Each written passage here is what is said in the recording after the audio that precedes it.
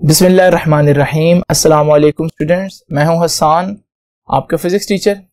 Last time हम लोगों ने पढ़ा था कि वेक्टर्स को किस तरह से ऐड और किस तरह से सेपरेट करना है, और हमने देखा था कि वेक्टर्स को सिर्फ और सिर्फ वेक्टर्स में ही ऐड किया जा सकता है।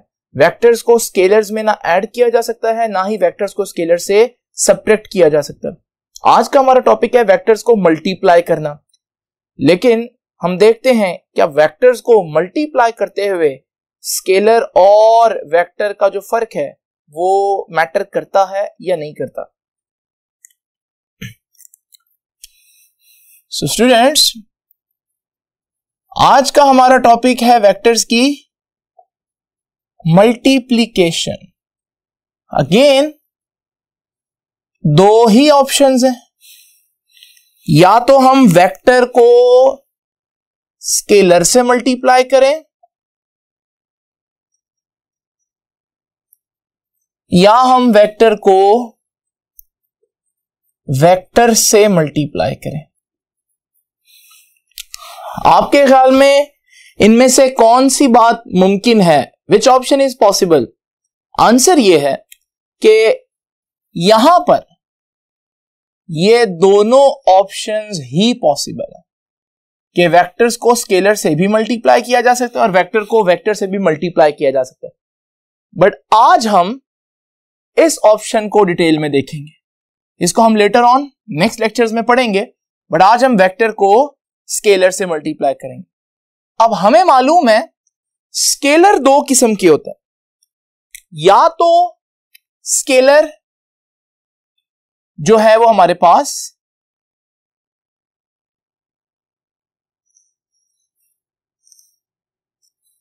नॉन डायमेंशनल होते हैं। सुनिएगा जरा ध्यान से, अभी क्लियर हो जाएगा। ये मुश्किल वर्ड्स हैं, लेकिन जब इनकी डिटेल बताऊंगा तो फिर आपको आसानी से समझ आएगी। या हमारे पास स्केलर्स डायमेंशनल होते हैं, यानी कि स्केलर्स हमारे पास, हमें मालूम है स्केलर्स वो चीजें जिनके लिए डायरेक्शन इंपॉर्टेंट नहीं होती।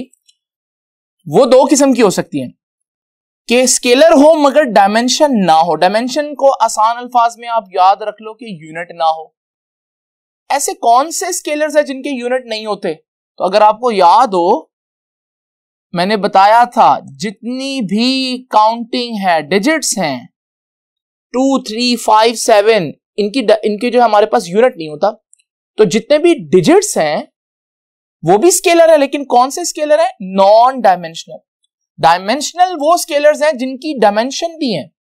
मिसाल के तौर पर जैसे इनमें आ जाएगा, इनमें डिजिट्स नहीं आएंगे, इनमें स्केलर क्वांटिटीज आएंगी।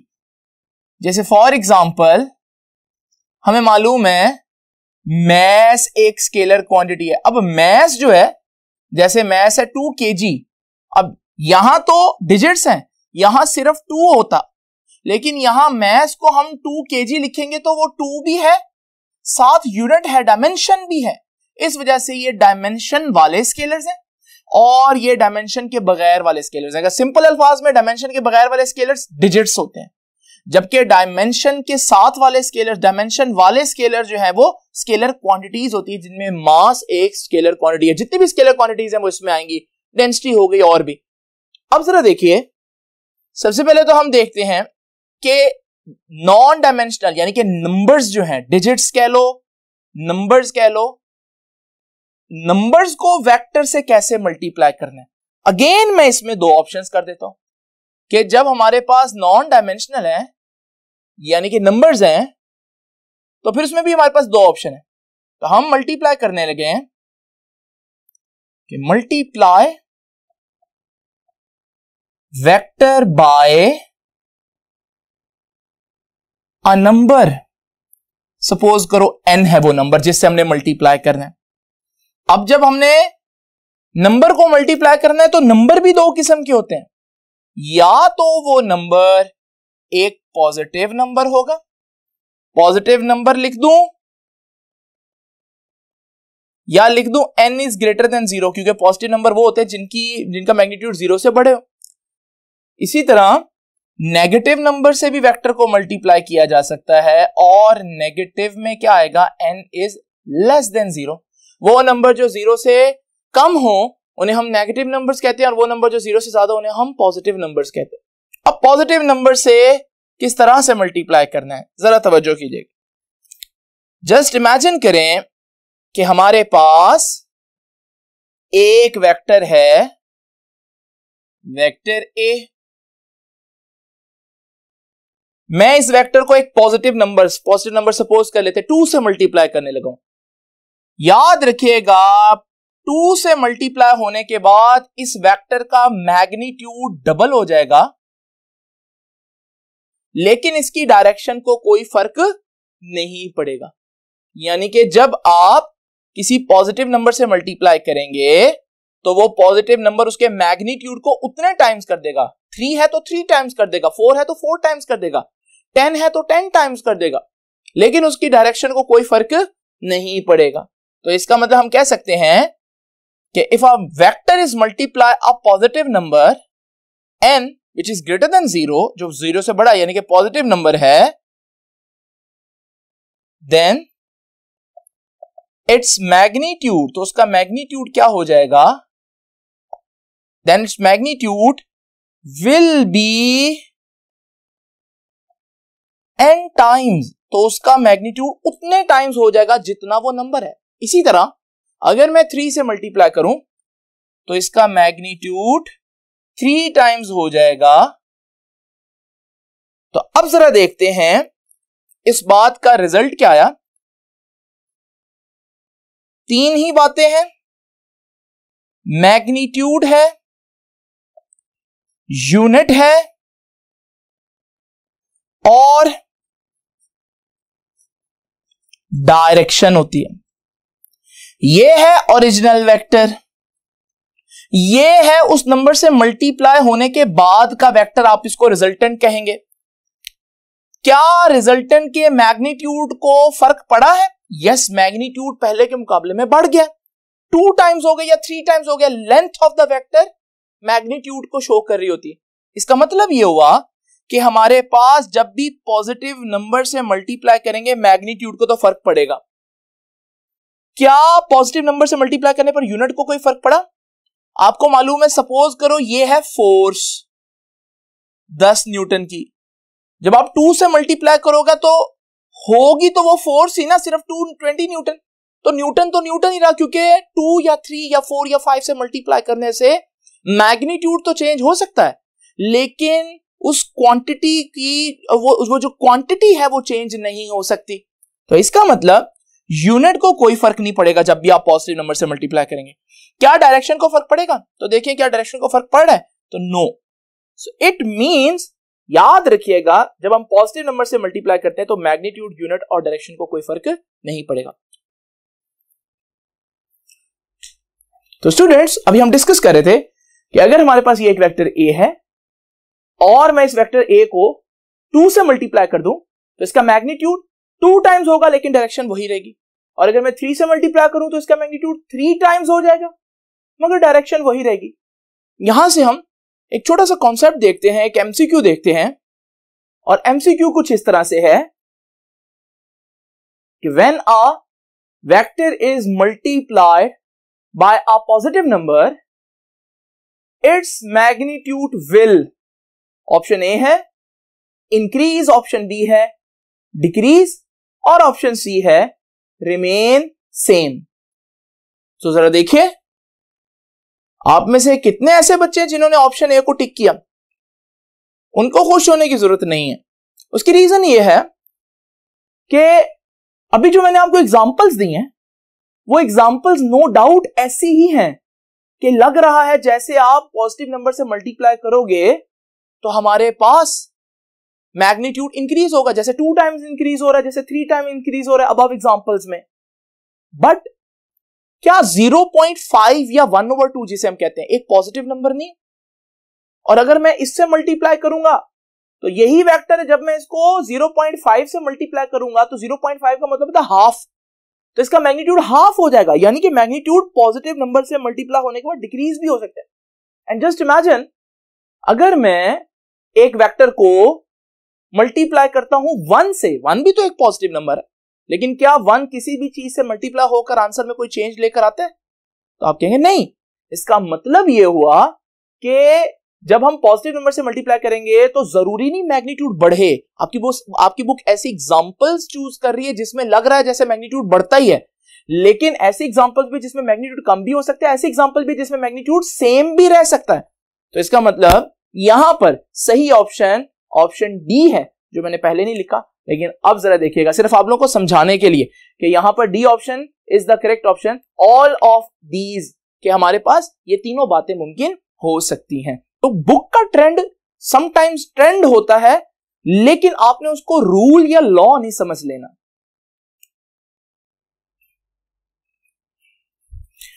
अब जरा हम देखते हैं कि किस तरह से हम एक नेगेटिव नंबर से मल्टीप्लाई कर सकते हैं। नेगेटिव नंबर डेफिनेटली वो नंबर हैं जो लेस देन 0 होते हैं। अब ये सिंपल रूल देखते हैं जी। ये हमारे पास एक वेक्टर है a, और मैं अब इसको मल्टीप्लाई करने लगा हूं, भला किससे? 2 से नहीं, क्योंकि वो पॉजिटिव नंबर है। मैं -2 से मल्टीप्लाई करता हूं, जरा तवज्जो कीजिएगा। ऐसा करने पर इसका मैग्नीट्यूड डेफिनेटली डबल हो जाएगा, यानी कि उसकी लेंथ।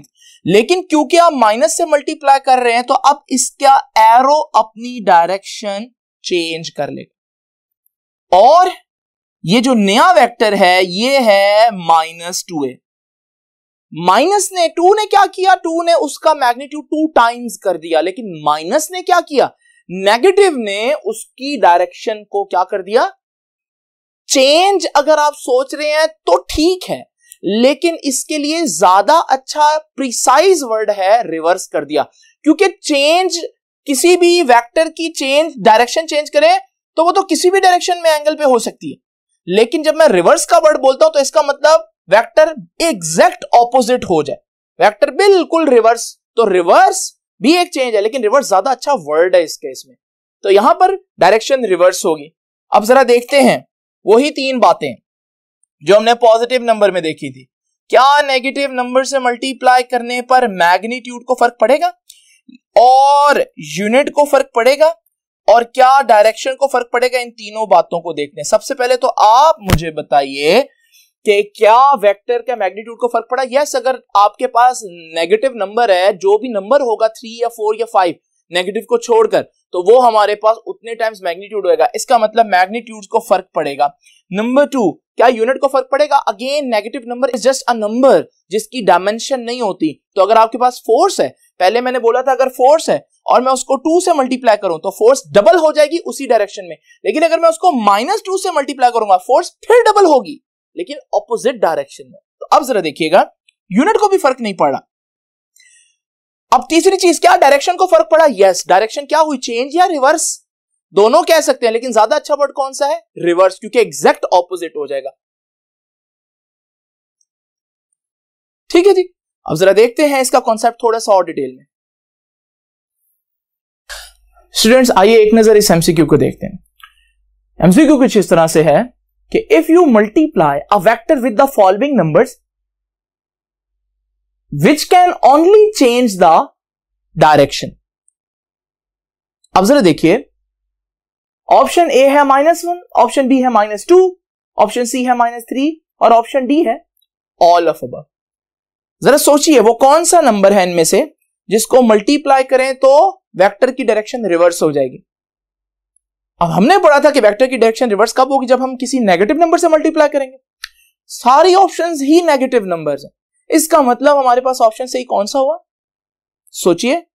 और अब जिन जिन बच्चों ने ऑप्शन डी को सिलेक्ट किया, यानी ऑल ऑफ दीज को, वो थोड़ा केयरफुली मेरी बात को सुने। ऑप्शन डी करेक्ट नहीं है। फिजिक्स में एक एक वर्ड इतना इंपॉर्टेंट है कि हल्का सा चेंज स्टेटमेंट के आंसर को तब्दील कर सकता है।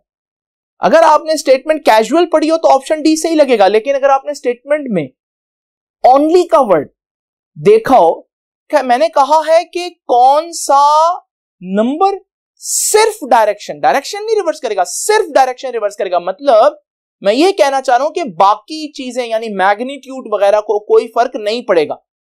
और अगर हम देखें, अगर मैं किसी वेक्टर को -1 से मल्टीप्लाई करूं तो उसका मैग्नीट्यूड उतना रहेगा और वो डायरेक्शन रिवर्स करेगा। अगर मैं -2 से मल्टीप्लाई करूं तो उसकी डायरेक्शन तो रिवर्स होगी, लेकिन उसका मैग्नीट्यूड भी 2 टाइम्स होगा। और इसी तरह -3 से मल्टीप्लाई करने के बाद उसका मैग्नीट्यूड 3 टाइम्स होगा और डायरेक्शन भी रिवर्स होगी। इसका मतलब अगर यहां ओनली के साथ स्टेटमेंट देखें तो सिर्फ ऑप्शन ए ही करेक्ट है, क्योंकि बाकी सब में मैग्नीट्यूड तो चेंज हो रहे हैं। हां, अगर ये एमसीक्यू कुछ इस तरह से होता कि हम ओनली का वर्ड हटा देते हैं और फिर मैं कहता हूं कि कौन सा डायरेक्शन चेंज करेगा, वही ऑप्शंस है, लेकिन अब हमारा सही ऑप्शन जो है वो ऑल ऑफ दीज होगा, क्योंकि मैंने और कोई कंडीशन नहीं रखी, सिर्फ डायरेक्शन रिवर्स करनी है और डायरेक्शन तो हर नेगेटिव नंबर मल्टीप्लाई होकर कर देगा। तो स्टूडेंट्स, हम लोगों ने देखा कि वेक्टर को स्केलर से मल्टीप्लाई करना था। स्केलर दो किस्म के हैं, स्केलर डिजिट्स और स्केलर क्वांटिटीज। फिर डिजिट खुद दो किस्म के हैं, पॉजिटिव डिजिट और नेगेटिव डिजिट। इनसे हमने मल्टीप्लाई करना सीख लिया। अब हम जरा डिस्कस करते हैं कि अगर हम वेक्टर को एक स्केलर क्वांटिटी से मल्टीप्लाई करें तो क्या होगा।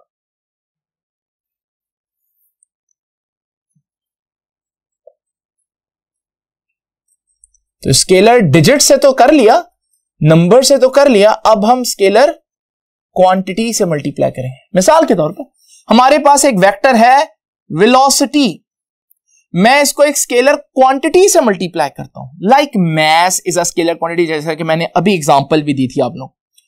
अब आपको पता है जब ये मल्टीप्लाई होगा तो ये mv हो जाएगा, लेकिन क्या ओरिजिनल वेक्टर वेलोसिटी थी, क्या mv वेलोसिटी होती है? तो आप कहेंगे कि नहीं, mv तो मोमेंटम का फॉर्मूला है। इसका मतलब जब आप एक वेक्टर को स्केलर क्वांटिटी से मल्टीप्लाई करते हैं तो you will get a new physical quantity. अब आपको एक नई फिजिकल क्वांटिटी मिल जाएगी, यानी कि फोर्स को 2 टाइम्स करो, रहेगी तो फोर्स ही, -2 टाइम्स करो, डायरेक्शन रिवर्स होगी, लेकिन नेचर में तो रहेगी तो force he.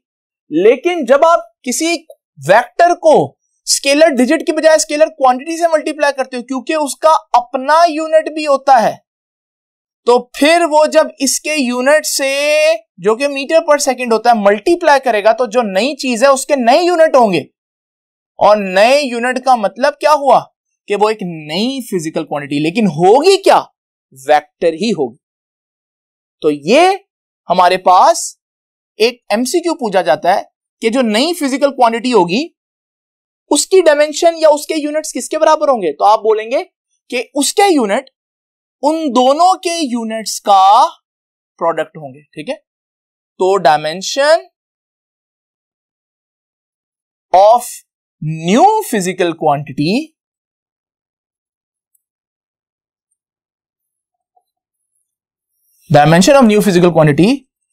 will be the product of किस के प्रोडक्ट, उन दोनों के डायमेंशंस के। तो प्रोडक्ट ऑफ डायमेंशंस ऑफ